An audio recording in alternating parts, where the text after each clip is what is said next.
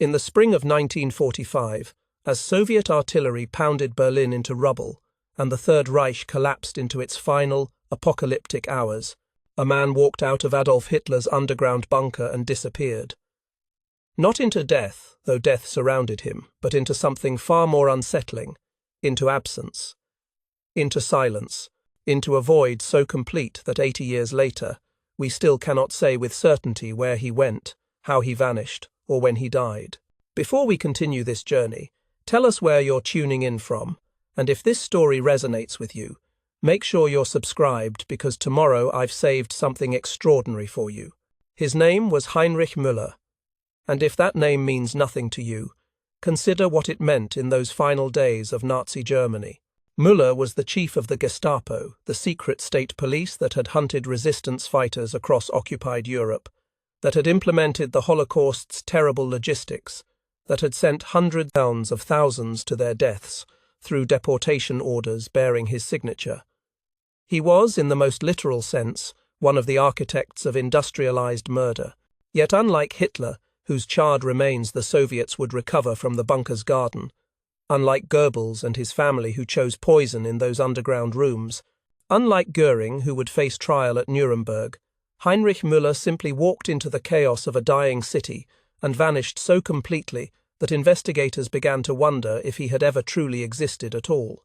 This is a story about absence, about the ghost who escaped justice, about how the most wanted man in post-war Europe achieved what no other high-ranking Nazi managed: complete, total, perfect erasure from the historical record. But it is also a story about something larger, about how evil, when it wears the face of bureaucratic efficiency rather than ideological fanaticism, can slip through our fingers like smoke. About how the systems we build to pursue justice can be undermined by the very chaos that justice seeks to address. Müller's story begins not in the darkness of the Gestapo's torture chambers, but in the unremarkable light of ordinary ambition. Born in Munich in 1890, the son of a Catholic postal worker, young Heinrich embodied a particular kind of German respectability, disciplined, methodical, utterly conventional. In 1919, fresh from his service in the First World War, he joined the Bavarian police.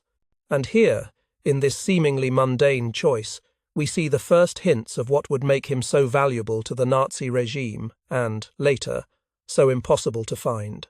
While other officers saw criminals, Müller saw systems. He possessed what his colleagues would later describe as an unusual gift for recognizing patterns of behavior that could be tracked, networks that could be mapped, organizations that could be dismantled through patient, methodical investigation. There was no passion in his work, no anger, no evident joy, just efficiency. Pure, clinical, terrifying efficiency. Consider for a moment what this means. We often imagine evil as something hot, burning with hatred, animated by fanaticism, driven by ideological fury. The Nazis gave us many examples of this kind of evil. Julius Streicher, the publisher who spewed anti-Semitic propaganda with genuine hatred.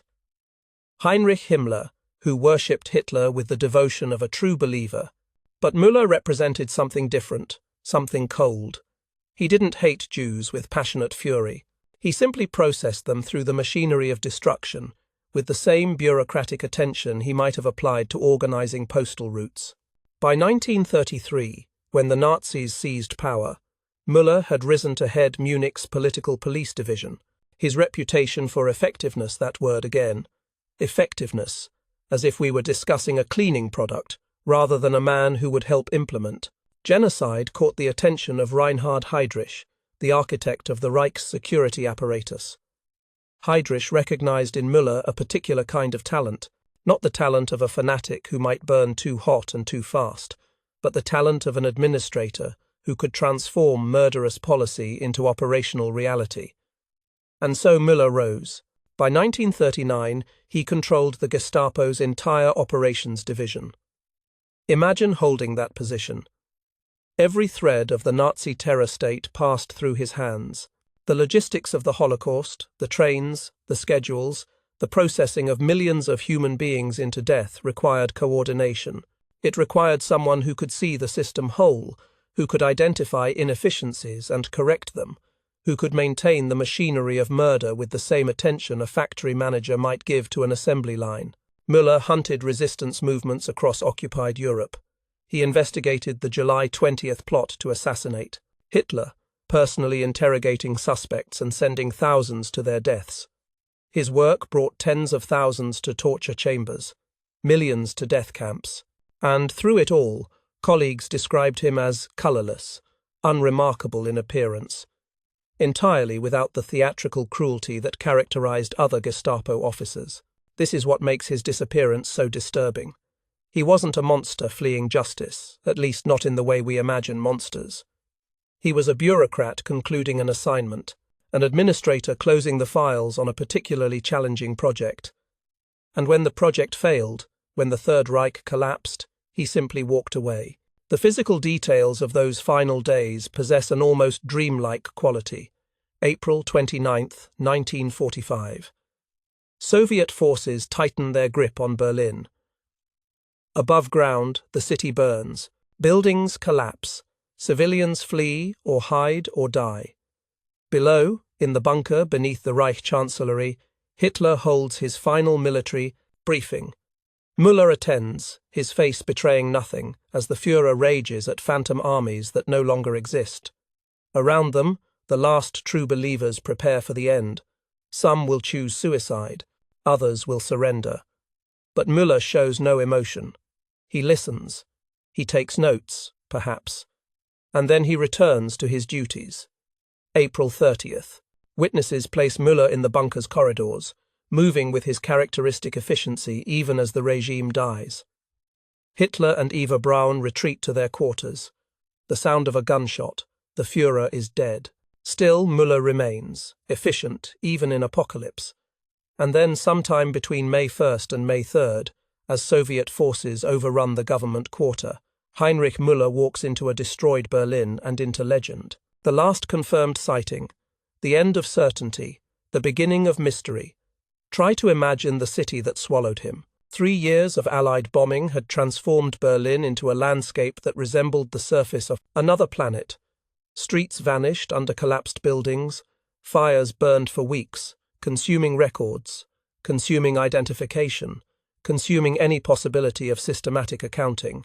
The Soviet assault added another layer of chaos, house-to-house fighting that killed thousands more. Mass graves dug in desperate haste, bodies buried without names because there was no time for names, no system for recording who lived and who died in those final, terrible days. In this apocalyptic environment, disappearing required no special skill, no elaborate conspiracy, no network of supporters. It required merely the absence of witnesses, the destruction of identification, and the willingness to become nobody. For a man who had spent 12 years mastering the art of making people vanish, who knew every technique of erasure, every method of covering tracks, every mistake that led to capture erasing himself would be almost trivial. And yet, there is something deeply unsettling about the debile ease of it. About how perfectly the chaos served him. About how the same fires that consumed his victims also consumed any evidence of his fate. There is a kind of poetry in it, terrible, dark poetry, that the man who had orchestrated the systematic erasure of millions might himself be erased, absorbed into the very chaos his regime had created. The Allied investigators who would soon search for him understood none of this yet. In May 1945, they were still cataloguing the dead, still discovering the full horror of what had been done. The concentration camps were being liberated. The evidence of genocide was emerging into light, and in that moment of revelation, when the world was just beginning to understand the scale of Nazi crimes, Heinrich Müller, one of the men most responsible for implementing those crimes, simply ceased to exist in any documentable way. No body, no grave, no confirmed sighting, no reliable witness to his final moments. Just absence where there should be accountability. Silence where there should be testimony. A blank space in the historical record where one of history's most efficient killers should stand trial. Consider what this means for our understanding of justice. We build systems, courts, investigators, international tribunals, because we believe that accountability matters, because we believe that even in the aftermath of unimaginable horror, even when millions have died, it matters that we identify those responsible and bring them to account. Not because punishment can undo what was done, not because justice can resurrect the dead, but because the act of accounting matters, because saying the names of the guilty matters, because establishing, clearly and definitely, that certain actions place you beyond the bounds of human society matters. And Heinrich Müller escaped all of it. He walked out of that bunker into the ruins of Berlin and disappeared so completely that 80 years of investigation, billions of dollars in resources, decades of detective work by some of the world's most skilled investigators, and every technological advancement from DNA analysis to digital archives to facial recognition software has failed to definitively establish where he went, how he lived, or when he died. The ghost walks still. Not because he lives, he is almost certainly decades dead, his bones long since turned to dust somewhere, somehow, under some name we will never know. The ghost walks because we never found the body, never closed the file, never wrote the final chapter. His absence haunts us more powerfully than his presence ever did. Because it reminds us that evil does not always meet dramatic ends, that justice is not inevitable, that sometimes, perhaps more often than we would like to admit, the wicked simply walk away. Tomorrow, we will begin the hunt. We will follow the investigators who pursued Müller across decades and continents. We will watch as they excavated graves, interrogated witnesses, chased rumors from Switzerland to Argentina to Moscow. We will see how close they came and how the mystery deepened with every discovery. But tonight, as we end this first chapter, sit with this uncomfortable truth. Somewhere, somehow, the man who signed the deportation orders for hundreds of thousands, who implemented genocide with bureaucratic precision, who knew more secrets than perhaps anyone alive in those final days that man walked free. And we have never found him. The ghost in the machine escaped, and the machine, for all its power, for all its determination, has never managed to catch him. Within weeks of Germany's surrender, as the full horror of Nazi crimes emerged into daylight, Allied intelligence agencies launched what would become the most extensive manhunt of the 20th century. But they were not searching for Adolf Hitler. His charred remains, badly burned but identifiable, had satisfied the Soviets' need for closure. They were not primarily searching for Adolf Eichmann, though he would become famous later. In 1945, his name meant little outside specialist circles. They were searching for Heinrich Müller, whose absence became more disturbing with each passing month.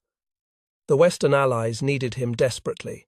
At Nuremberg, where the victorious powers were preparing to try surviving Nazi leaders, prosecutors recognized that Müller's testimony could illuminate the Gestapo's operations in ways no document could. He had been present at critical meetings. He had implemented orders from the highest levels. He knew which officials had given which commands, which bureaucrats had facilitated which atrocities.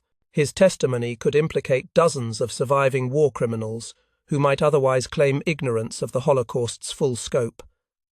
The Soviets wanted him even more desperately, though for different reasons. They suspected rightly, as we now know, that Müller possessed intelligence on Soviet agents who had penetrated the Reich. Throughout the war, the Gestapo had battled Soviet espionage networks.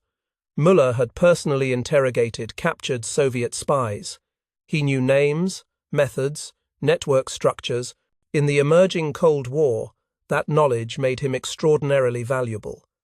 But Heinrich Müller had vanished so completely that investigators began to wonder if they were chasing a phantom. The search began with the obvious approach, examining bodies pulled from Berlin's ruins.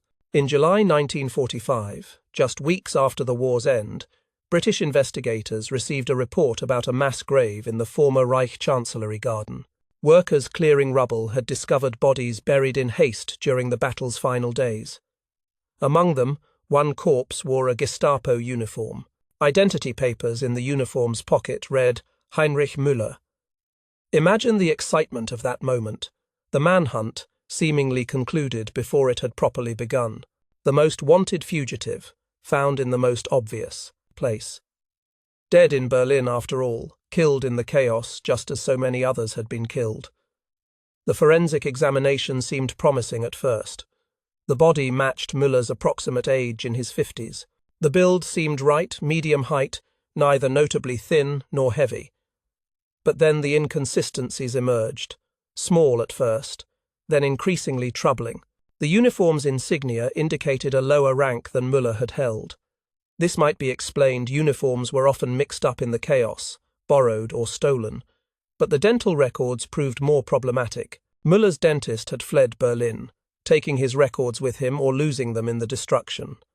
Without dental records for comparison, positive identification became nearly impossible. Most damningly, when British investigators brought in former Gestapo officers who had worked alongside Müller for years, men who had seen him daily, attended meetings with him, taken orders from him. These men could not positively identify the decomposed remains. They stood over the body, examined what remained of the face, and said uncertainly, "It might be him, or it might not be." Consider what this means.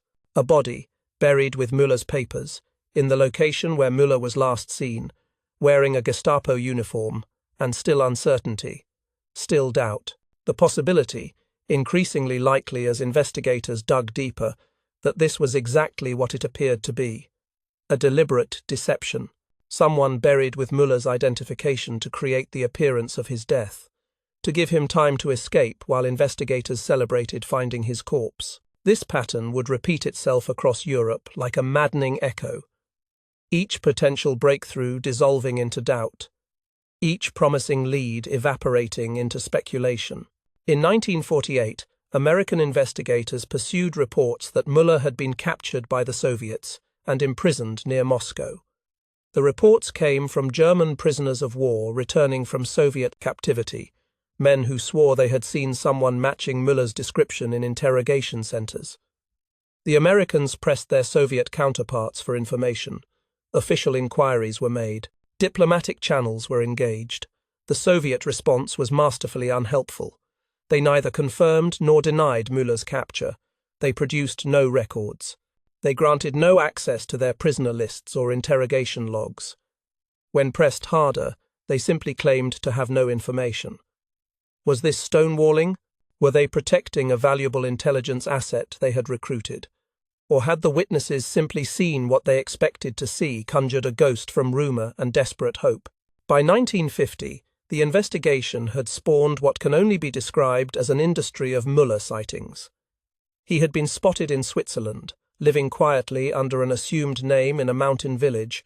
No, actually he was in South America, Buenos Aires, most likely working for Argentine intelligence under Juan Perón's protection. Wait, fresh reports suggested he had escaped to the Middle East, selling his expertise in surveillance and suppression to anti-communist regimes desperate for any advantage against Soviet influence. Each sighting demanded investigation. Allied intelligence could not afford to ignore any possibility, no matter how remote.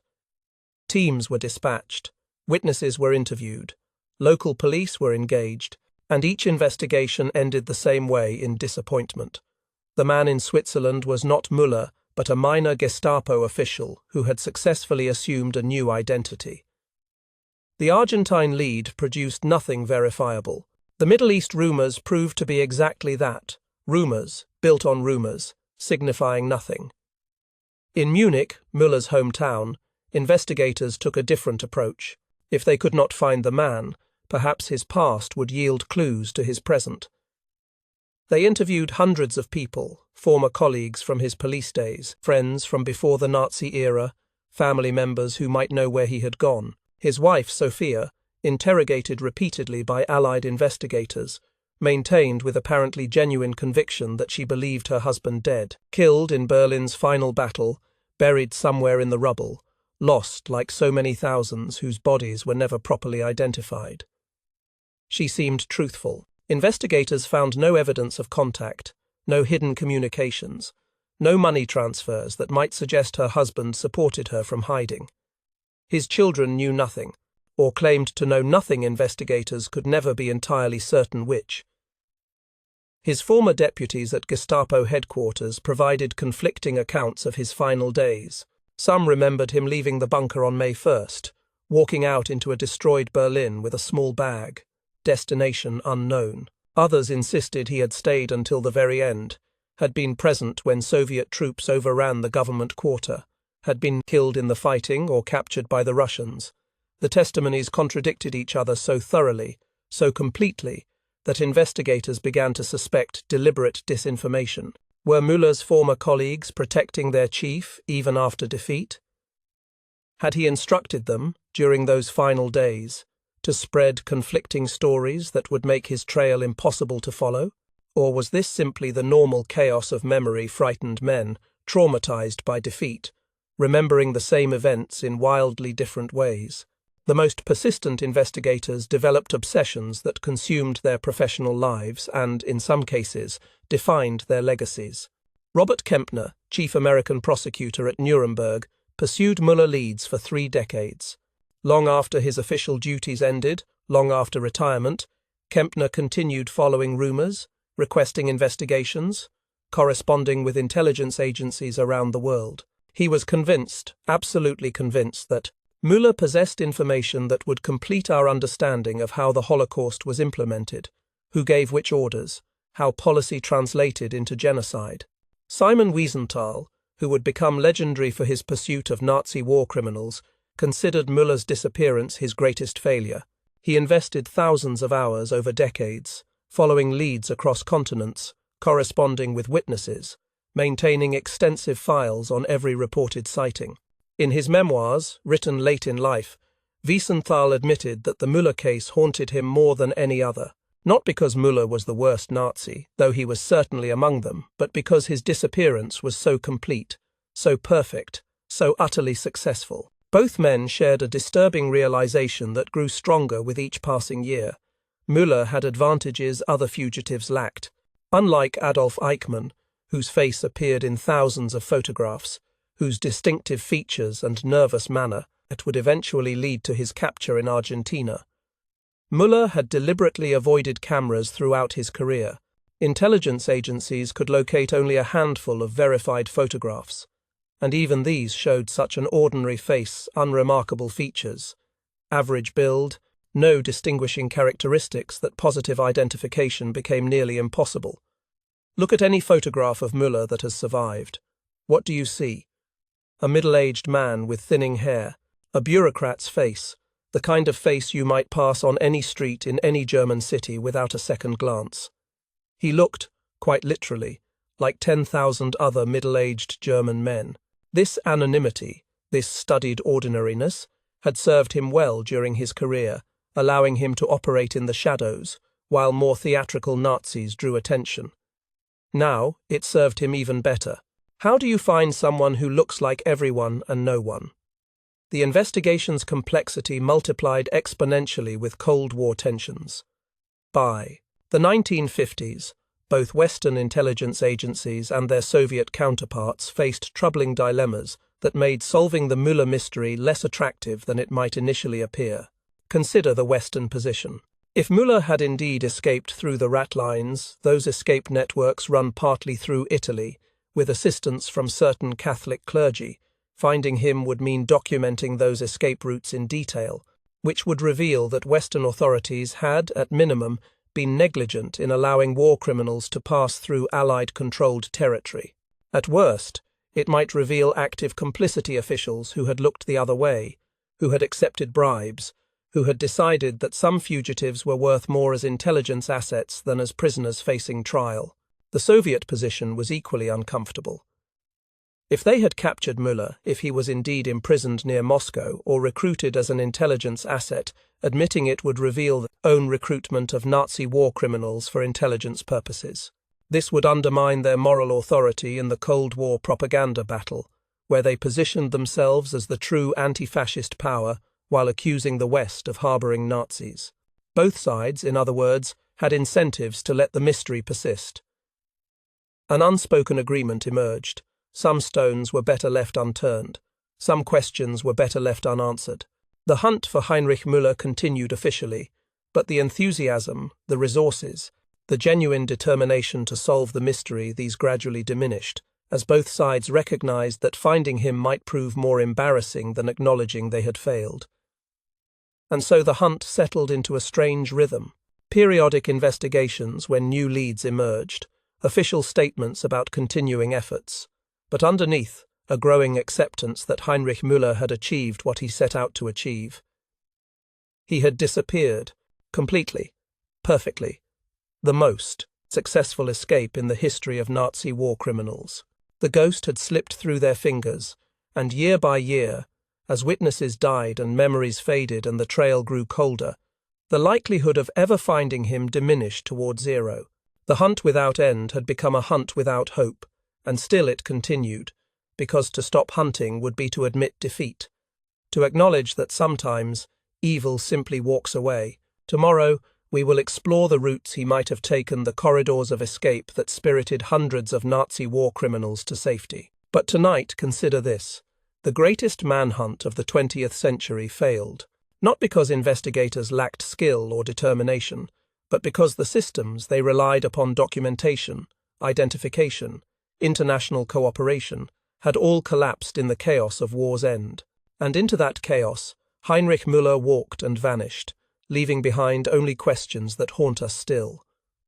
To understand how Heinrich Müller might have vanished, investigators had to map something that existed in the shadows, an invisible architecture of escape that spirited hundreds of Nazi war criminals to safety after the war.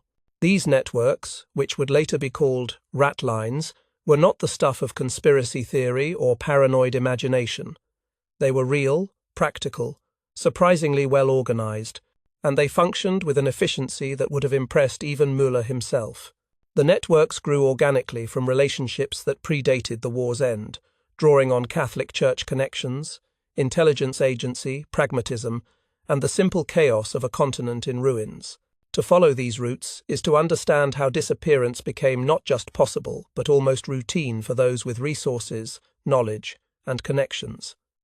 The most successful route began in the mountains. Imagine a Nazi official in the war's final days, recognizing that defeat was inevitable, that capture meant trial and likely execution.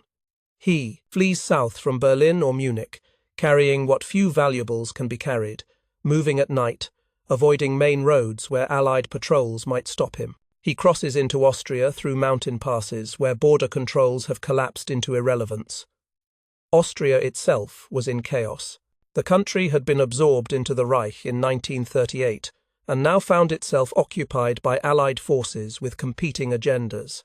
In the South Tyrol region, mountainous terrain along the Italian border, sympathetic locals provided the first layer of support. Many were ethnic Germans who had lived under Italian rule and harboured no love for the Allies. They knew the mountain paths. They could provide safe houses, food, guidance through alpine terrain that would kill the unprepared.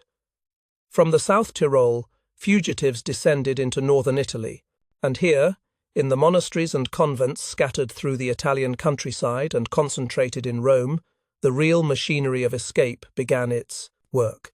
Certain clergy had organized what they considered humanitarian assistance to refugees. This deserves careful consideration. These were not all, or even primarily, Nazi sympathizers in the ideological sense. Many were motivated by a genuine, if profoundly misguided, sense of Christian charity. The war had ended, the Nazis had lost. And now here came men claiming to be refugees fleeing persecution, which, in their view, they were.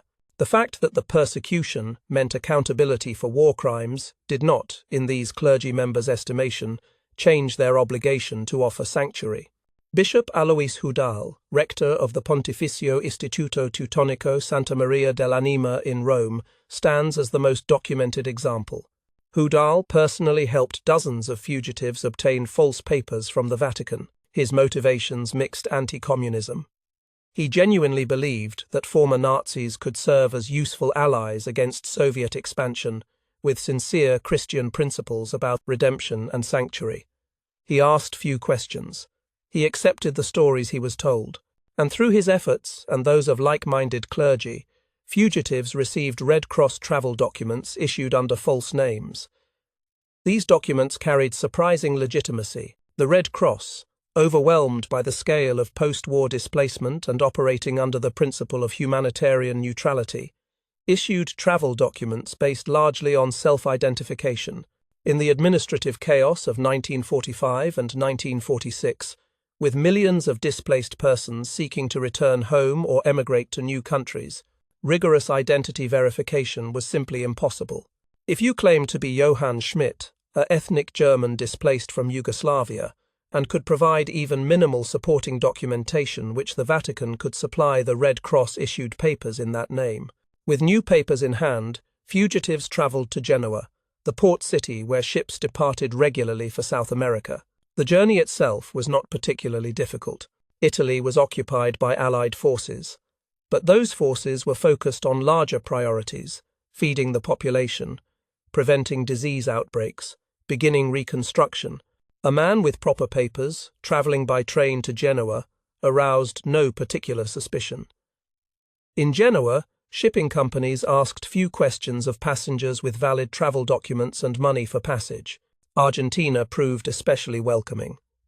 Under Juan Perón's government, which actively recruited European immigrants with technical skills, questions about wartime service were actively discouraged.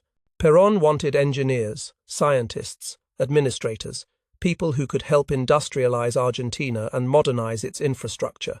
That some of these immigrants might have Nazi pasts was, from his perspective, less important than their potential contributions to Argentine development. By conservative estimates, between 5,000 and 8,000 former Nazi officials and SS members successfully reached Argentina through these channels between 1945 and 1950.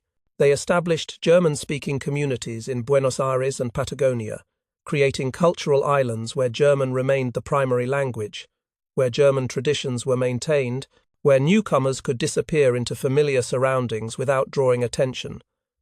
Heinrich Müller, if he took this route, possessed unusual advantages. As Gestapo chief, he had run operations throughout occupied Europe, including Italy. He maintained contacts with Italian police and intelligence services, contacts built on professional respect, if not friendship. He knew the terrain because he had hunted partisan networks through those same mountains. He spoke enough Italian to pass without drawing excessive attention. Most crucially, Müller carried the ultimate currency in the world of espionage and escape: information. His files contained compromising material on dozens of powerful figures who had survived the war, Allied intelligence officers who had dealt with Nazi authorities in the war's final months, neutral diplomats who had facilitated contacts between the Reich and Allied powers, Soviet agents whose networks Müller had penetrated. This knowledge could purchase silence, it could purchase assistance, it could purchase outright protection. But investigators pursuing Müller encountered another possibility, one that seemed almost too audacious to believe. He might have gone east rather than west, not fleeing from the Soviets but to them, not escaping capture but accepting recruitment. Throughout the war, Müller had demonstrated an unusual pragmatism about ideology. He investigated communist resistance with the same efficiency he applied to all police work, but colleagues noticed something others might have missed. He expressed none of the visceral anti-Bolshevism that animated other Nazi leaders.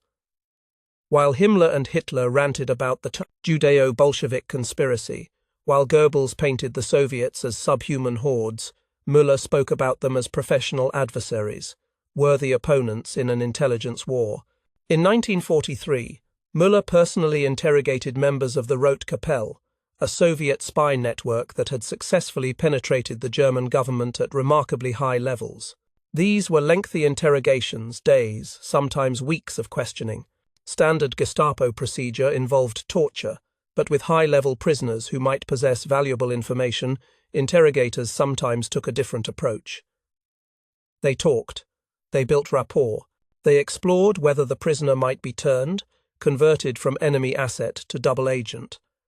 Some investigators theorized that during those interrogations, contact was made, that Müller, recognizing Germany's likely defeat, began positioning himself for the post-war world, that he offered information to Soviet intelligence in exchange for post-war protection. Not out of ideological conversion, Müller seemed incapable of genuine ideological conviction about anything but out of the same pragmatic calculus that had governed his entire career. What was the smart play? What served his survival? The theory gained credibility from patterns in Soviet behavior that emerged after the war. Throughout the late 1940s, Western intelligence noticed troubling signs. Gestapo operations in Eastern Europe, planned in secret, seemed to have been compromised before they began. Agents were arrested before making contact. Safe houses were raided before being used. It was as if someone had warned Soviet counterintelligence, as if someone with detailed knowledge of Gestapo operations was providing information eastward. Former Gestapo officers imprisoned by the Soviets reported another curious pattern. Their interrogators possessed extraordinarily detailed knowledge of internal Gestapo operations. Not just the kind of information might gather from captured documents, but operational details, internal politics, personal relationships between officers, the kind of knowledge that could only come from someone who had worked at the highest levels of the organization. And when Western intelligence officers asked their Soviet counterparts about Müller's fate officially, through diplomatic channels, the Russians provided answers that were suspiciously, masterfully unhelpful. They neither confirmed nor denied his capture. They produced no body. They granted no access to their records. They neither admitted he had escaped nor acknowledged they had found him. This ambiguity served Soviet interests perfectly. If they had recruited Müller, admitting it would compromise his value and create diplomatic complications. If they had not recruited him but knew he had escaped westward, admitting that would hand the West a propaganda victory. The optimal strategy was precisely what they pursued: strategic silence.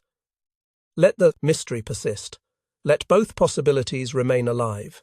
Keep everyone uncertain. If Müller had indeed become a Soviet asset, his disappearance transforms from escape into extraction. Consider the mechanics. Soviet forces controlled Berlin in May 1945. The city was theirs. If they wanted to pick up a cooperative intelligence source and spirit him east, the operation would be almost trivially simple. Put him in a Soviet uniform. There were thousands of German-speaking Soviet officers for whom this would be unremarkable. Drive him to a military airfield outside the city. Fly him to Moscow. All of this could happen before Western Allied forces even knew to look for him, before his name appeared on wanted lists, before anyone realized the Gestapo chief had vanished. In Soviet hands, Müller could have provided years of valuable intelligence. He knew the structure of German intelligence operations in the Soviet Union. He knew which Soviet networks had been compromised, which remained undiscovered. He could identify which German officers might be recruited, which were unreliable, which were true believers who would never cooperate. After his immediate intelligence value was exhausted, the Soviets might have given him a new identity and comfortable obscurity, perhaps in East Germany, where German-speaking populations were common, and one more bureaucrat would attract no attention. The evidence for this theory is circumstantial but compelling. Documents released after the Soviet Union's collapse, which we will explore in more detail tomorrow, contain tantalizing hints. References to a high-ranking Gestapo officer recruited in May 1945, code names that might refer to Müller, operational details that fit his profile perfectly, but nothing definitive. Nothing that says with certainty, yes, we recruited Heinrich Müller, and here is what happened to him. This ambiguity is itself revealing. Intelligence agencies excel at maintaining plausible deniability. They craft records that suggest without proving, that hint without declaring. The absence of definitive proof in Soviet archives might mean Müller never worked for them, or it might mean he was so valuable, so sensitive, that records were destroyed or remain classified even now, decades after the Cold War's end. So we are left with two primary possibilities, each supported by substantial circumstantial evidence, neither provable with certainty. Müller escaped west through the ratlines, reaching South America where he lived under an assumed identity until death claimed him in comfortable obscurity.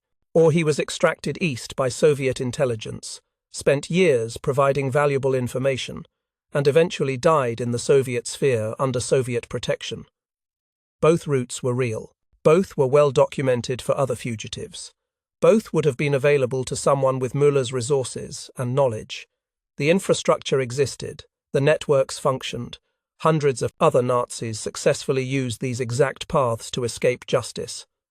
What we know with certainty is that the corridors existed, that they worked, that a man with Müller's skills, connections, and knowledge would have found them relatively easy to navigate. The mystery is not whether escape was possible, it clearly was, but which route he took, and where that route led him. Tomorrow, we will watch as archives opened and documents emerged that shed new light on these questions. But tonight, understand this. Heinrich Müller did not perform a miracle. He did not rely on luck or divine intervention.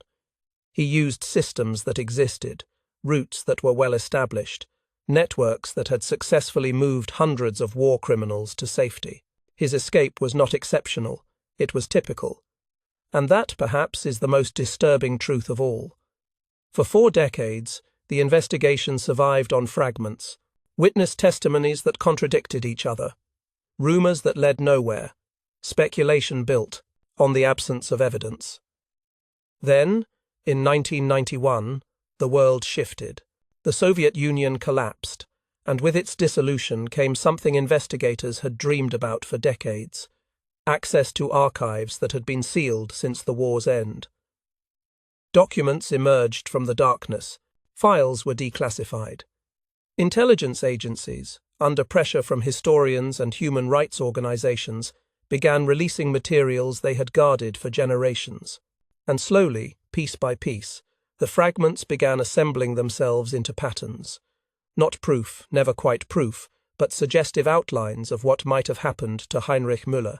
The first breakthrough came from American archives. In 1998, the United States Congress passed the Nazi War Crimes Disclosure Act, mandating declassification of intelligence documents related to Nazi war criminals. The CIA, which had long resisted releasing certain files, found itself legally obligated to open its vaults. What emerged was both enlightening and disturbing. The CIA had tracked Müller sightings far more extensively than publicly acknowledged. Thick files documented investigations into rumors, interviews with witnesses, analyses of possible escape routes. The agency had maintained active interest in the case well into the 1960s, far longer than most people realized. A CIA memorandum from 1963, now declassified, contained particularly revealing language. It noted persistent reports that Müller had survived the war and been recruited by Soviet intelligence. The memo's author acknowledged that the agency could neither confirm nor disprove these claims definitively.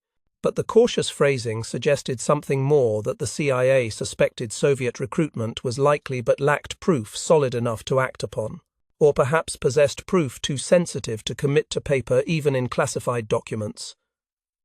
The memo revealed another uncomfortable truth.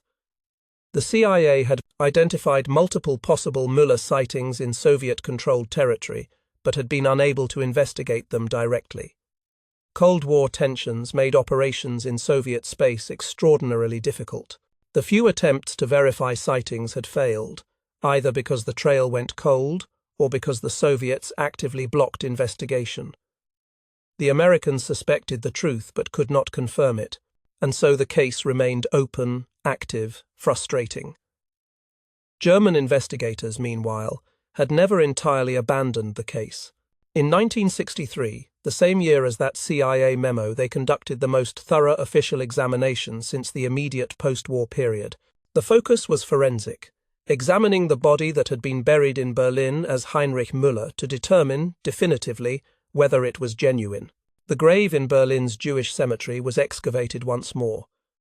The remains were carefully removed, transported to modern facilities, subjected to analysis using techniques that had not existed in 1945.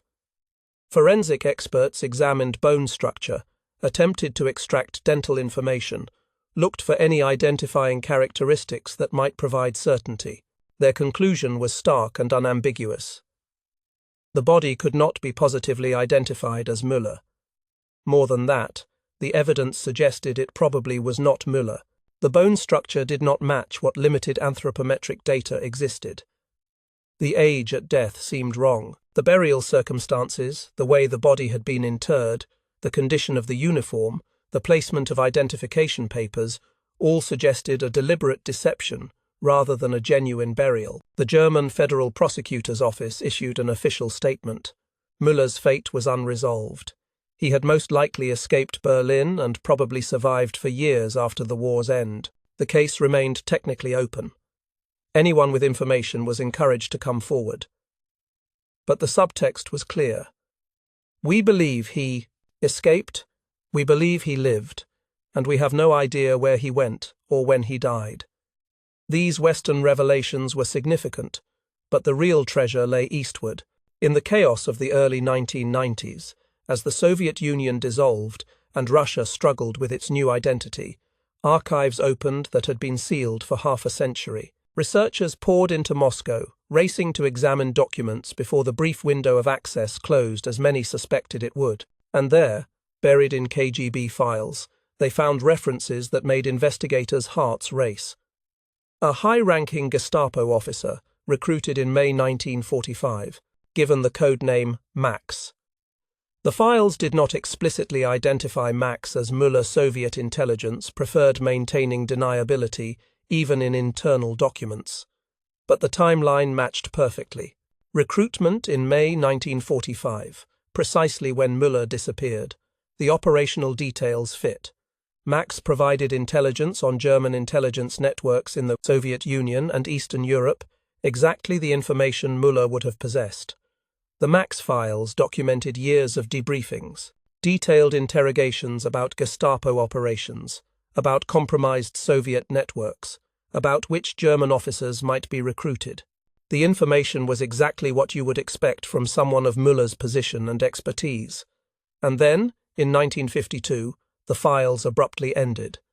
No explanation, no death certificate, no transfer order, just silence. What happened in 1952?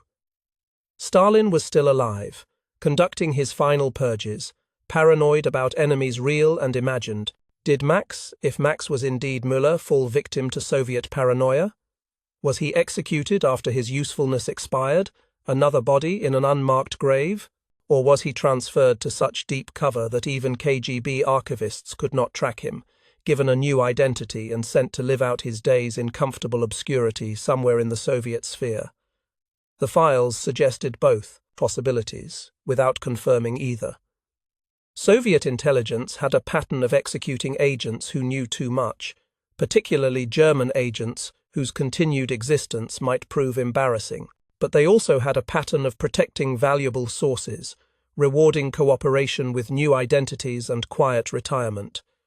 Which fate befell Max? The archives did not say. Israeli intelligence added another layer to the mystery.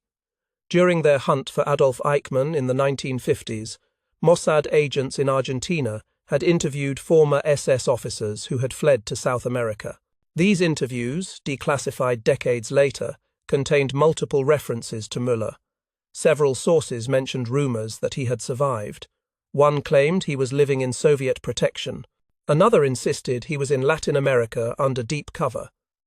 A third claimed Müller had been executed by the Soviets in the early 1950s after his usefulness expired, which would match the timeline of Max's files ending, in 1952. None of these accounts were first-hand. No one claimed to have actually seen Müller after the war. These were all second-hand reports, rumors circulating among the Nazi diaspora, stories told by men who had reason to lie or embellish or simply misremember, but their consistency suggested something beneath the uncertainty. Among former Nazi officials who had successfully escaped, the belief that Müller had also escaped, that he was either in Soviet hands or South American hiding, was apparently widespread. The most dramatic breakthrough came from an unexpected source: Stasi files from East Germany. After German reunification in 1990, researchers gained access to the archives of the Ministry for State Security, East Germany's intelligence service. The Stasi had been trained and controlled by the KGB, essentially functioning as an extension of Soviet intelligence operations in German-speaking territory. Deep in these files, investigators found reference to a consultant brought from Moscow to East Berlin in 1953. The timing was significant 1 year after the Max files ended, suggesting a possible connection. The consultant was described as a former Gestapo officer, an expert in counterintelligence operations, fluent in the administrative German that would be useful for training East German intelligence officers. The description matched Müller's profile precisely. Former Gestapo. Check. Counterintelligence expert. Check. Administrative German. Check. The files showed this consultant worked in East Berlin for approximately 2 years, 1953 to 1955, before disappearing from records. No death certificate, no departure order. Just another termination of documentation, another trail going cold. Was this Müller? Brought out of Soviet protection for one final operational assignment, training the next generation of East German intelligence officers in the techniques he had, perfected under the Reich? Then returned to obscurity when the assignment concluded, perhaps retired to a quiet village in East Germany where one more elderly bureaucrat would attract no attention whatsoever. The evidence fits. The timeline works. The operational details make sense. But, and this is crucial, the evidence stops short of definitive proof. The Stasi files do not name the consultant. They provide a physical description so generic it could match hundreds of men. They suggest without proving. They hint without declaring. This pattern repeats throughout the declassified materials. Every archive opened, every document released, every file examined adds detail to the picture without quite completing it. The fragments suggest survival, probably in Soviet protection, possibly with a brief return to operational service in East Germany, likely ending in death sometime in the 1950s or 60s. But none of this is certain. All of it is inference, pattern recognition, educated speculation based on incomplete information. Modern investigators continue submitting Freedom of Information Act requests to intelligence agencies worldwide. Each year brings new document releases. In 2018, German prosecutors announced they were investigating fresh leads about Müller's possible escape route through Czechoslovakia. The investigation lasted 18 months and concluded without finding definitive proof. In 2021, Russian researchers reported finding new references to the mysterious Max in KGB archives, but Russian authorities denied foreign investigators access to verify the claims. The documentary evidence exists somewhere. It must. Intelligence agencies do not destroy everything. Records remain, locked in filing cabinets, buried in classified databases, waiting for political decisions that might release them decades hence. But whether those documents will ever be made public is a political question, not a historical one. Governments still weigh the value of historical truth against institutional embarrassment, strategic interests, the protection of intelligence methods that remain current. And so we are left with fragments, pieces of a puzzle that suggest a picture without quite completing it. The archives have broken open, but they have not yielded the final answer. They have given us tantalizing hints, suggestive patterns, probable scenarios. But probability is not proof. Suggestion is not certainty. And Heinrich Müller remains, even after decades of declassification and document release, fundamentally absent from the historical record in any definitive way. Tomorrow, we will explore how Müller's disappearance became more than a historical mystery, how it transformed into legend, symbol, cultural phenomenon. But tonight, consider what these archives reveal about the nature of historical truth. Sometimes we have abundant documentation and still lack certainty. Sometimes the records exist but remain sealed. Sometimes the truth is written down somewhere, filed away, classified at the highest levels, and we can only wait and hope that someday someone will decide we deserve to know. As decades passed without resolution, something curious happened to Heinrich Müller's story. It transformed. The man who had been a bureaucrat of terror, a colourless administrator of genocide, became something else entirely.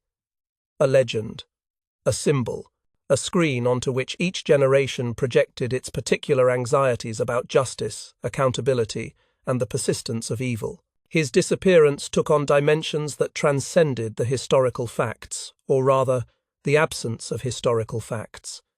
In that absence, imagination flourished, theories proliferated, The mystery itself became more significant than the man had ever been.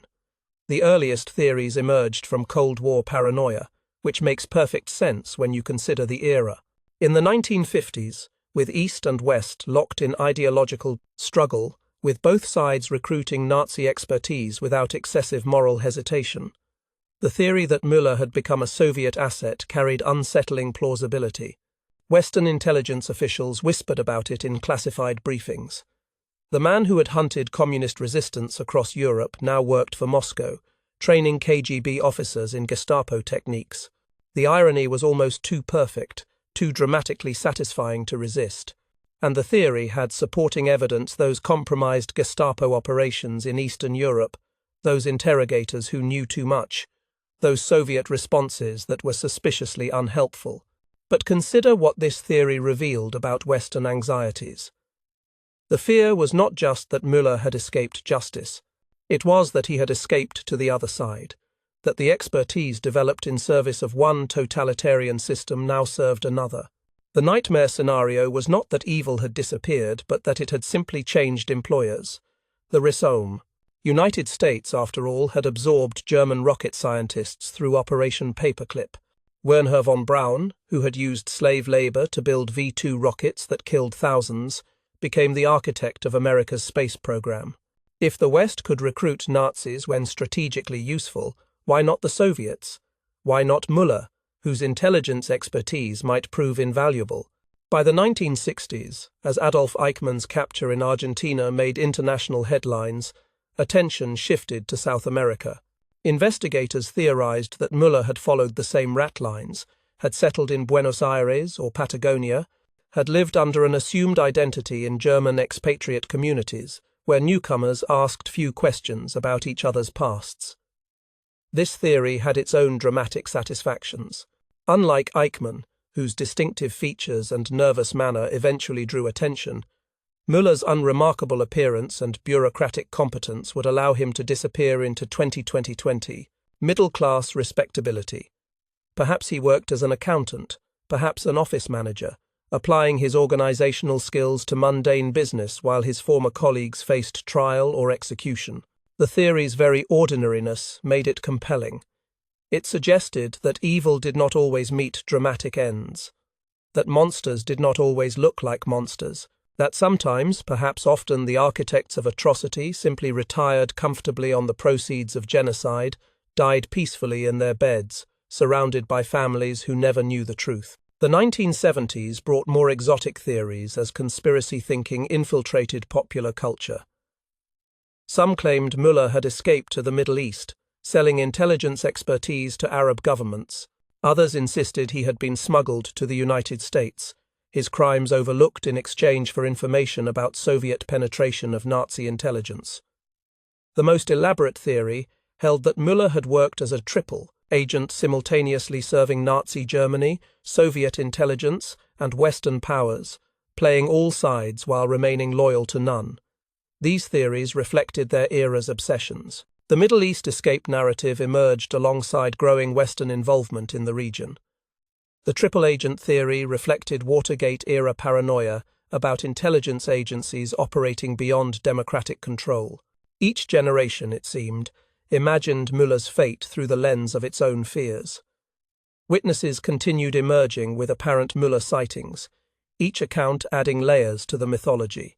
In 1958, a German businessman visiting Prague reported seeing a man he swore was Müller working as a mid-level bureaucrat in the Czechoslovak government. In 1963, an Argentine journalist claimed to have interviewed an elderly German immigrant who admitted to being Heinrich Müller, though no recording or photographs supported this remarkable claim. In 1972, West German intelligence received a tip that Müller had died in Romania in 1968 and been buried under a false name. Each sighting sparked investigation. Teams were dispatched, witnesses were interviewed, documents were searched, and each investigation ended in frustration. The testimonies contained just enough plausible detail to seem credible: specific dates, locations, physical descriptions that roughly matched, but never quite enough to confirm identity definitively. investigators developed a grim appreciation for how perfectly Müller's skills aligned with remaining hidden. As Gestapo chief, he had spent years hunting people who did not want to be found, resistance fighters who used false papers and safe houses, communists who moved through underground networks, Jews hiding in plain sight. He knew every technique that led to capture, every mistake that exposed the hidden, every pattern that revealed the concealed. Applying that knowledge to his own, Disappearance made him the perfect fugitive, a hunter who had transformed himself into the ultimate prey. Invisible precisely because he understood so thoroughly how visibility led to death, the mystery attracted amateur investigators who spent retirement years pursuing leads that professional agencies had abandoned. These obsessive researchers maintained extensive files in home offices and basements. They corresponded with witnesses across continents. They traveled to potential hiding places on their own expense. They became a community of obsessives united by fascination with a man whose defining characteristic was absence. Some became convinced Müller had died in Berlin after all, that the body buried in 1945 was genuine and had been misidentified through forensic errors typical of the chaotic post-war period. They argued that investigators had been looking for elaborate explanations when the simple truth was that Müller had been killed in the fighting, buried in haste, and lost in the confusion like so many thousands of others. Others remained certain he had escaped and lived into old age. They imagined him dying peacefully decades after the war, perhaps in the 1970s or 80s, an elderly man taking final breaths in some anonymous apartment, his secrets dying with him. No deathbed confession, no final accounting, just the quiet cessation of a life that had destroyed so many others.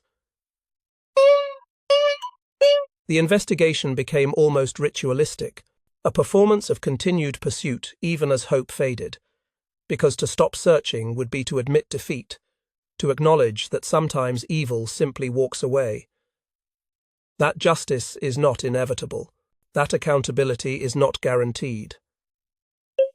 By the 21st century, Heinrich Müller had become less a person than a symbol. He represented all the Nazis who had escaped, not the famous fugitives eventually found and tried, but the tens of thousands who successfully disappeared into new lives.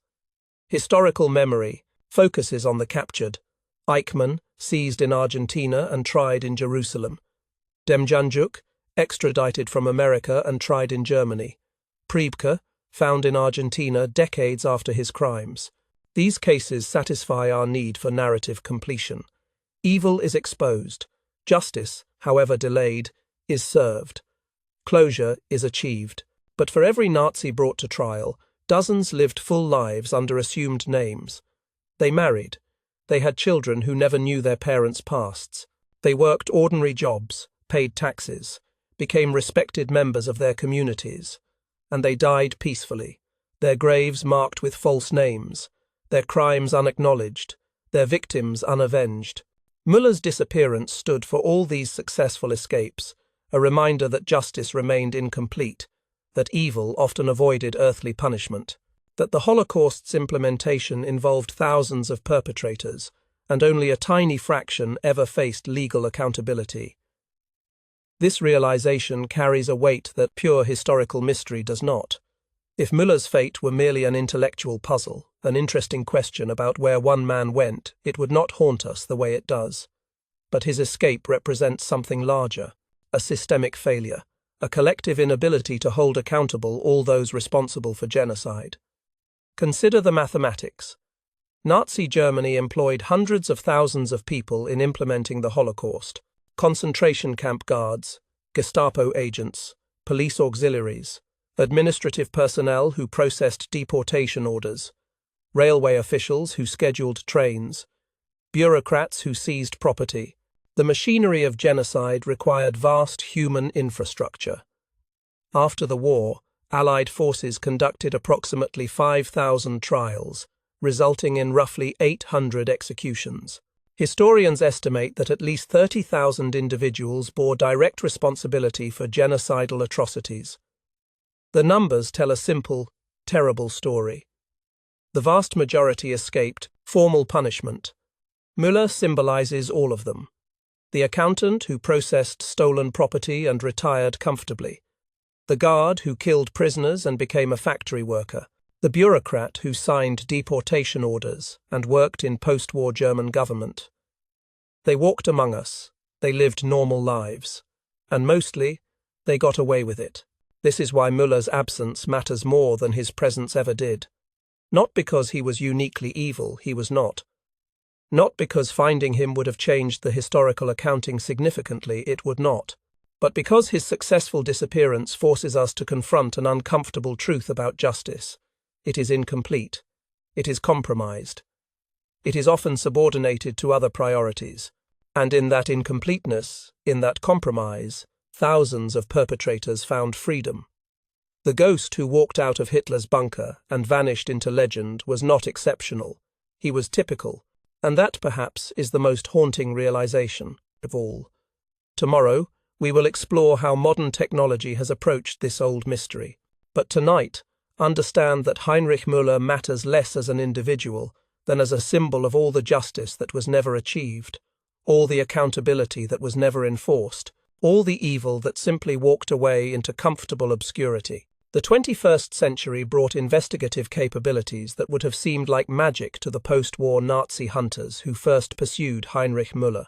DNA analysis that could identify individuals from bone fragments. Digital archives that made millions of documents searchable in seconds. Facial recognition software that could theoretically find the same face in photographs separated by decades. Collaborative databases that connected investigators across continents in real time. These powerful tools promised to solve mysteries that had frustrated generations. And yet, when applied to the Müller case, they struggled against a fundamental problem that no technology could overcome. Time itself. You cannot DNA test a body that was never definitively found. You cannot digitally search documents that were destroyed in wartime fires. You cannot recognize a face that deliberately avoided cameras and might have died 60 years ago. The most promising development was forensic science. DNA analysis, perfected in the 1980s and 90s, offered hope for definitively identifying remains. In 1993, German investigators made another attempt. They excavated the Berlin grave once more, carefully removing the bones buried as Heinrich Müller decades earlier. The DNA extraction process was painstaking. Bone samples were taken. Genetic material was isolated using techniques that had not existed in earlier examinations. The laboratory work took months, and when results finally emerged, they confirmed what investigators had suspected. Yes, we have DNA from these bones. Now we need something to compare it against. This is where the promise of modern science collided with practical limitations. DNA comparison requires reference samples from known relatives. Without them, you have genetic information that is scientifically valid, but practically useless, like having half of a password. Investigators approached Müller's surviving children, now elderly themselves. Would they provide DNA samples to help identify their father's remains? The answer, delivered through lawyers, was no. They cited privacy concerns. They insisted that their father's fate no longer mattered, that the past should remain buried. Whether this refusal came from genuine disinterest or from something else, fear of what confirmation might mean for their family's reputation, investigators could only speculate. Müller's wife Sophia had died in 1971 without providing samples. Other relatives were too distant genetically to provide useful comparison. Investigators attempted to extract DNA from personal effects, a hairbrush found in Müller's abandoned apartment, clothing stored in evidence lockers. But time and poor storage conditions had degraded biological material beyond usefulness, so the bones from Berlin's grave sit in storage, their DNA catalogued but unidentified. If someday a relative changes their mind, or if some other source of comparison material emerges, identification might become possible. But until then, the most advanced forensic science available cannot answer the most basic question. Is this Heinrich Müller or not? Digital archives revolutionized documentary research in ways more immediately productive. Throughout the 2000s, Massive scanning projects converted millions of physical documents into searchable databases. Intelligence agencies released previously classified materials in digital formats. German Federal Archives digitized personnel records, interrogation transcripts, and administrative documents from Nazi Germany and Allied occupation. This technology enabled pattern recognition impossible with physical files. Researchers could now search for every mention of Müller's name across hundreds of thousands of documents simultaneously. They could identify connections between documents filed in different archives, track the movement of information through bureaucratic systems, reconstruct networks of contacts and relationships. The digital approach yielded incremental discoveries. Researchers found previously overlooked references to Müller in Allied interrogation records, witnesses who had mentioned him in passing while discussing other topics. They discovered administrative documents showing his signature on orders dated later than previously known, extending by a few days the confirmed timeline of his presence in Berlin.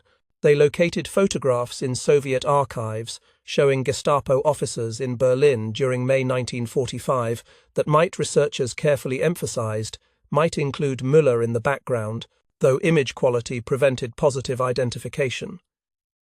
Each discovery added detail to the existing picture, but none fundamentally altered understanding of his disappearance. The digital archives confirmed what investigators already believed. Müller was in Berlin until at least May 1, 1945. After that, documentation ceased. The trail went cold in the same place it had always gone cold. Facial recognition technology promised more dramatic breakthroughs. Researchers fed the handful of verified Müller photographs into sophisticated software that could theoretically identify the same face in other images even with decades of aging. The algorithms analyzed bone structure, facial proportions, the relative positioning of features, characteristics that change less dramatically than surface appearance as people age. Intelligence agencies ran these images against enormous databases: post-war refugee photographs, immigration records, surveillance footage from regions where Müller might have fled. The technology generated hundreds of potential matches, men with similar facial structures in the approximate age range, appearing in photographs from the 1940s through the 1960s. Each potential match required manual investigation. Researchers tracked down biographical information, compared life histories against what was known about Müller, eliminated false positives. The process consumed years of effort, and it produced nothing definitive. Either Müller never appeared in any archived photograph after May 1945, which seemed unlikely given the millions of images being analyzed, or he had aged and changed appearance sufficiently to evade recognition. Or perhaps most likely, the handful of verified photographs from his Gestapo years simply did not provide enough detail for the algorithms to work with. Facial recognition technology is powerful, but it is not magic. It requires clear source images. And Müller had deliberately avoided cameras throughout his career. Collaborative platforms transformed amateur investigation into crowdsourced research. Online forums devoted to Nazi fugitives attracted retired intelligence officers, academic historians, genealogists, and obsessive amateurs. These communities shared documents, compared theories, pursued leads collectively. They operated with a transparency impossible in official investigations, publishing their findings, debating interpretations, inviting criticism and collaboration. The crowdsourced approach occasionally produced genuine breakthroughs. Community members identified previously unknown relatives who might provide DNA samples. They located witnesses who had never been interviewed by official investigators. They digitized personal archives from families of former Nazi officials, uncovering letters and photographs that shed light on post-war escape networks. But the community also generated noise. Speculation proliferated. Theories multiplied beyond evidence. Every ambiguous document spawned competing interpretations. The democratization of investigation meant that careful scholarship competed with wild speculation, and distinguishing between them required expertise that not all participants possessed. Satellite archaeology offered yet another technological approach. Researchers used modern satellite imagery and ground-penetrating radar to examine sites where Müller might have been buried. They compared historical documents about mass graves with current terrain, looking for anomalies that might indicate undiscovered burial sites from the war's final days. Several locations in Berlin showed promising anomalies. Limited excavations uncovered additional remains from May 1945, including Gestapo officers killed during the Soviet assault, but none could be definitively identified as Müller, and ethical concerns about disturbing mass graves limited the scope of physical investigation.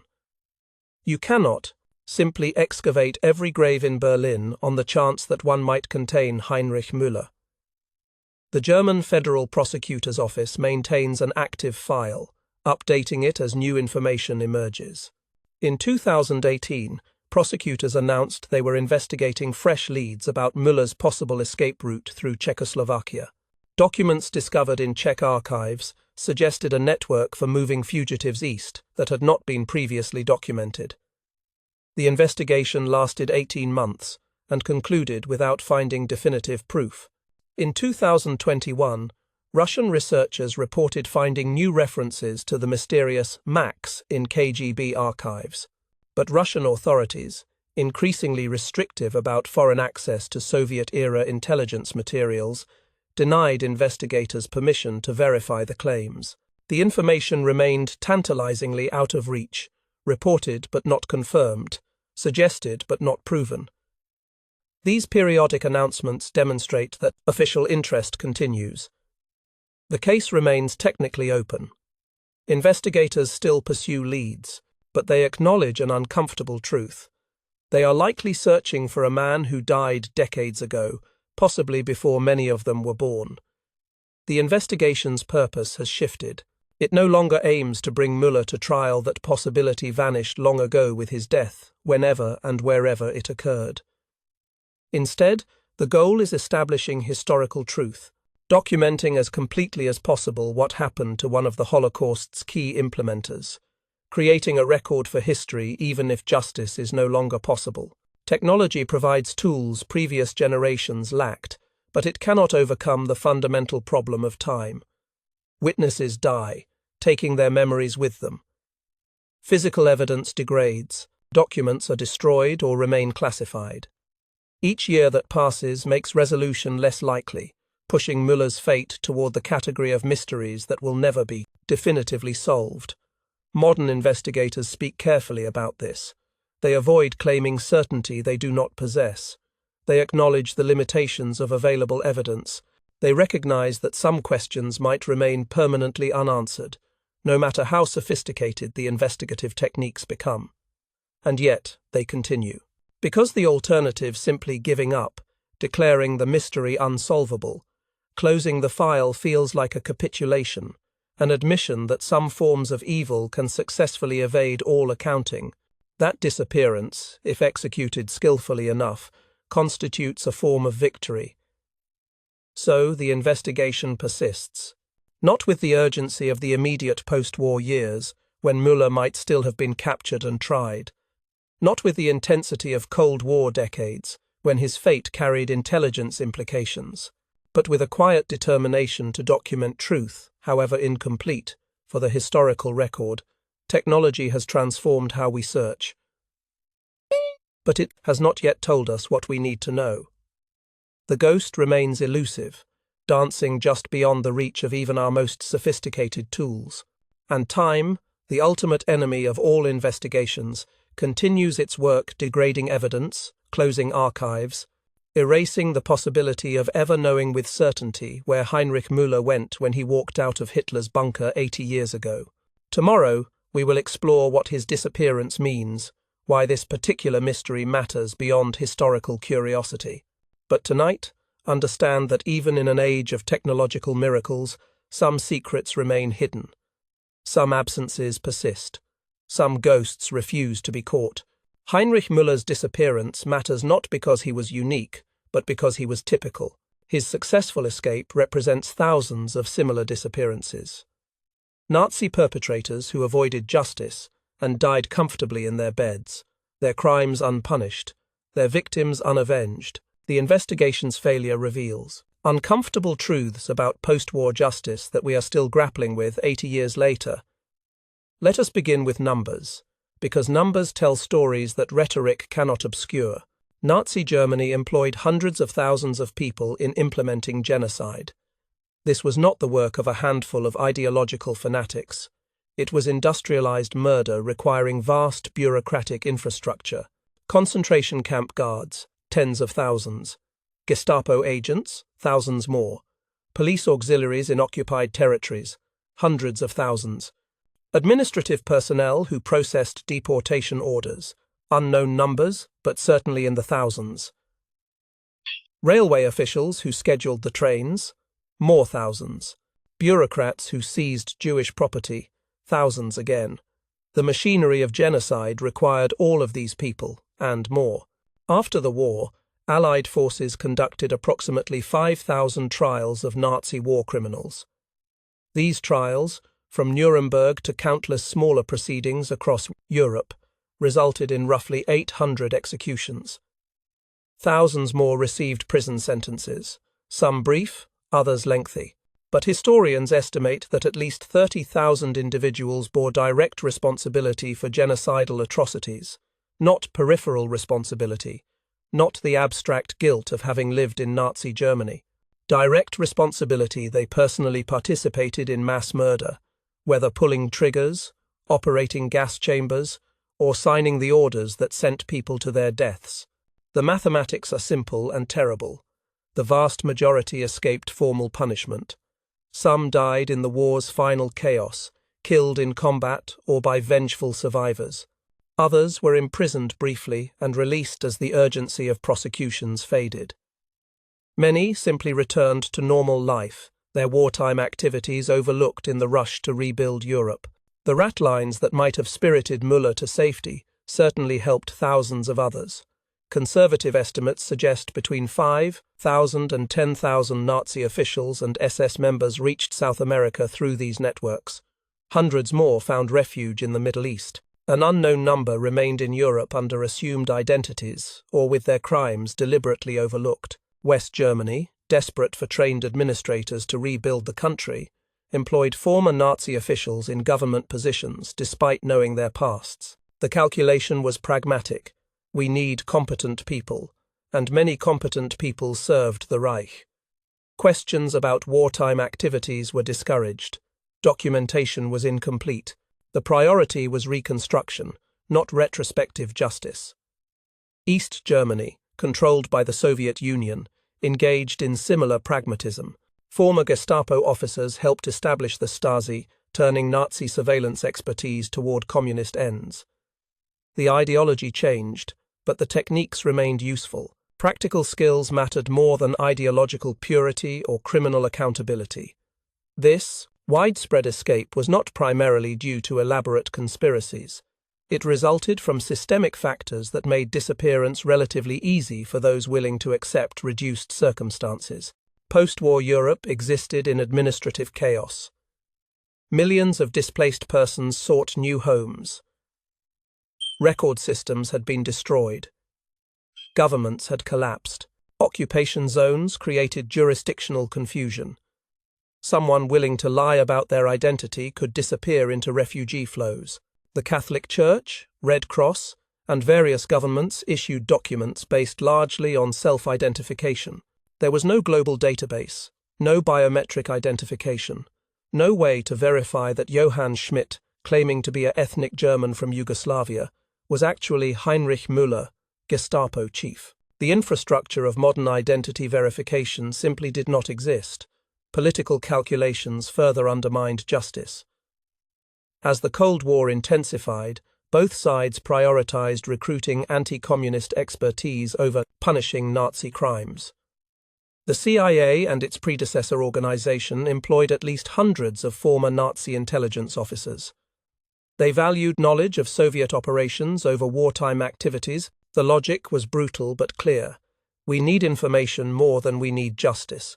The Soviet Union engaged in identical pragmatism. They recruited Nazi scientists for weapons programs. They recruited intelligence officers for espionage operations. They recruited technical experts for industrial development. Both sides reasoned that individual justice mattered less than strategic advantage in the global confrontation. Mueller, with his extensive intelligence knowledge and operational expertise, would have been extraordinarily valuable to any intelligence service willing to overlook his past. He knew Soviet networks. He understood counterintelligence. He possessed information that could compromise dozens of people on both sides. This knowledge constituted currency in the post-war intelligence, marketplace currency that could purchase not just freedom but protection, employment, comfortable obscurity. The investigation's failure also reflects resource limitations. Nazi hunters faced massive caseloads with small staffs and restricted budgets. They had to prioritize. They focused on the most notorious criminals, those whose capture would have the greatest symbolic impact or evidentiary value. Mueller, while operationally important, lacked the public notoriety of concentration camp commandants. His crimes were bureaucratic rather than personally brutal. He signed deportation orders. He did not personally operate gas chambers. This made him a lower priority than perpetrators whose cruelty seemed more visceral, more visibly monstrous. This practical calculation meant Mueller's case received less attention than it might have otherwise, and in that gap between the resources dedicated to finding him and the resources required to successfully track a professionally trained intelligence officer who knew every technique of evasion lay the space for his escape.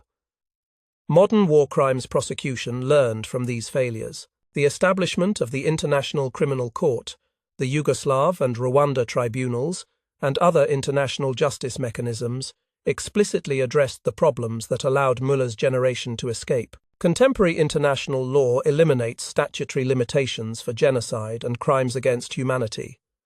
Perpetrators can be prosecuted decades after their crimes. Age is no defense. Time does not erase accountability. International cooperation mechanisms facilitate extradition and evidence sharing, reducing the jurisdictional chaos that enabled post-war escapes. DNA databases and biometric identification make assuming false identities far more difficult. You cannot simply claim a new name and disappear into refugee flows. Border controls are digital and connected. Passports contain biometric data. The infrastructure of modern identity verification makes escapes like Mueller's substantially harder, though not impossible. While modern justice systems remain imperfect, they reflect lessons learned from the incomplete accountability that followed World War II. We built new institutions because the old ones failed. We created international law because national law proved insufficient. We established permanent tribunals because temporary prosecutions left too many perpetrators unpunished. Yet Mueller's disappearance retains moral significance beyond its historical details.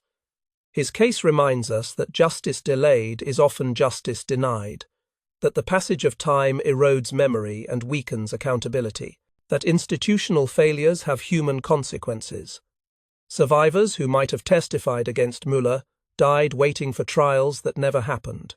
They died without seeing the man who signed their deportation orders face judgment. They died without the acknowledgement that what happened to them mattered enough for society to pursue their persecutors across decades. Evidence degraded or disappeared as time passed. Witnesses died. Documents were lost. The possibility of meaningful punishment vanished as years became decades. Mueller's escape, whether to Soviet protection, South American refuge, or anonymous death in Berlin's ruins, achieved the same practical result: avoidance of accountability for crimes that destroyed countless lives. The search for Mueller continues, not because finding him would change anything. He is certainly dead now, beyond earthly judgment, his body long since returned to earth in some unmarked grave somewhere. The search continues because the act of searching itself matters. It demonstrates that history remembers, that crimes do not disappear simply because perpetrators do, that the demand for accountability persists across generations. Every document examined, every archive searched, every witness interviewed honors the victims whose deportations Mueller signed, whose interrogations he supervised, whose deaths his efficient brutality facilitated. The investigation's continuation declares that some questions remain important even when answers prove elusive. that the pursuit of truth has value independent of successful resolution, that we refuse to simply forget, to move on, to consign Heinrich Müller and the thousands like him to the comfortable obscurity they sought. Heinrich Müller walked out of Hitler's bunker 80 years ago and vanished into history's shadows. The evidence suggests he survived probably in Soviet protection, possibly with a brief return to operational service training East German intelligence officers, likely dying in obscurity sometime in the 1950s or 60s. But this is probability, not proof. Inference, not certainty. What we know definitively is that he escaped earthly justice, that the most efficient implementer of Nazi terror died whenever and wherever that occurred without facing trial for his purported crimes. His absence stands as testament to justice's limitations, a reminder that accountability requires not merely moral determination, but practical capability. The demands of the present often override the claims of the past. Strategic interests trump retrospective justice. Political calculations outweigh moral imperatives. These are uncomfortable truths about how the world actually works, as opposed to how we might wish it worked. Some mysteries persist, not because they are inherently unsolvable, but because solving them requires resources societies choose to invest elsewhere. The documentary evidence about Müller's fate likely exists in some archive, classified at the highest levels, deemed too sensitive to release even now.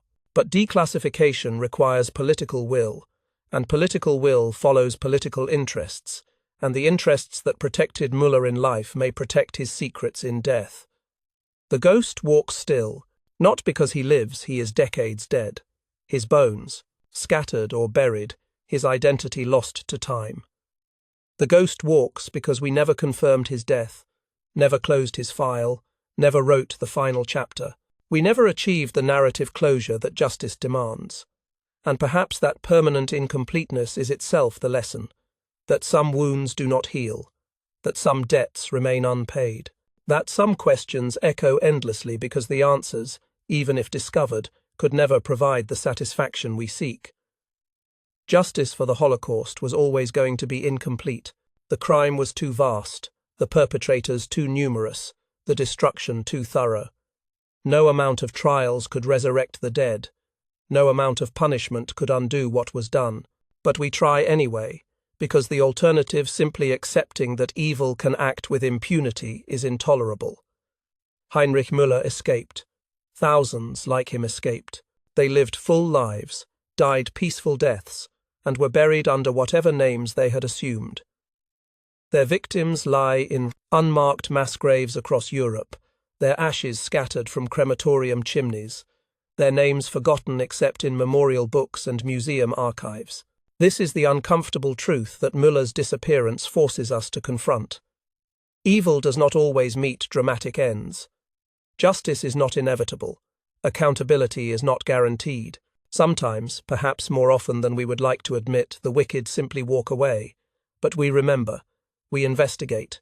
We refuse to let them disappear completely, even when physical capture proves impossible. We keep the files open, maintain the pressure, continue the search. Not because we expect to succeed, but because the alternative is abandonment, acceptance, forgetting. And that we will not do. The ghost may walk, the mystery may persist, the answers may remain forever out of reach. But we will continue asking the questions, honoring the victims, demanding accountability, even when it proves impossible to achieve. Because some truths matter more than their resolution. Some pursuits have value beyond their completion, and some absences speak more loudly than any presence ever could. Heinrich Müller vanished 80 years ago. The hunt continues still, and it will continue, long after everyone involved is dead, long after the possibility of finding him has faded to zero. Because the search itself is the point. The refusal to forget is the memorial. The continued demand for answers is the only justice we can offer to those who received none in life.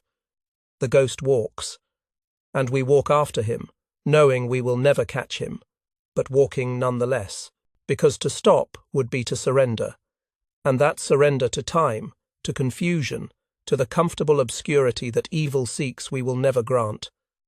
This is what Heinrich Müller's Disappearance teaches us, not about one man, but about ourselves, about what we value, what we pursue, what we refuse to abandon, even when success proves impossible. About the meaning of memory, the purpose of justice, and the eternal human struggle to hold evil accountable, even when evil has already escaped. The file remains open, the questions remain unanswered, the ghost remains at large, and so we continue, because continuing is all we have left. The search for Heinrich Müller is no longer about finding a man. It is about refusing to forget what he did, refusing to let his crimes disappear into the comfortable silence he sought, refusing to grant him the final victory of complete erasure. He walked out of that bunker and vanished. But we remember, we investigate, we refuse to let him go. And in that refusal lies whatever justice we can salvage from the ashes of incomplete accountability. The hunt without end continues, the ghost walks still, and we walk after him, into the darkness, knowing we may never find what we seek, but searching anyway. Because searching is what we owe to those who can no longer search for themselves. Because remembering is what we owe to those who were forgotten. Because the demand for accountability, even when it cannot be satisfied, is what we owe to history itself. This is the meaning of Heinrich Müller's absence. Not that he escaped thousands escaped, but that his escape reminds us, permanently and uncomfortably, of how incomplete our justice remains. How many walked free, how many died unavenged, how many secrets went to unmarked graves with men whose names we will never know. The ghost walks. And in walking, he reminds us that the struggle for accountability never truly ends. It merely continues, generation after generation, each time hoping to succeed where previous efforts failed, each time knowing that success may prove impossible but pursuing it nonetheless. Because that pursuit, hopeless, endless, incomplete though it may be, is what separates us from those who would forget, from those who would move on, from those who would grant evil the final victory of comfortable obscurity. We will not grant it. We will continue searching. And in that search, however futile it may prove, we honor every victim, remember every crime, and refuse to let the darkness have the final word.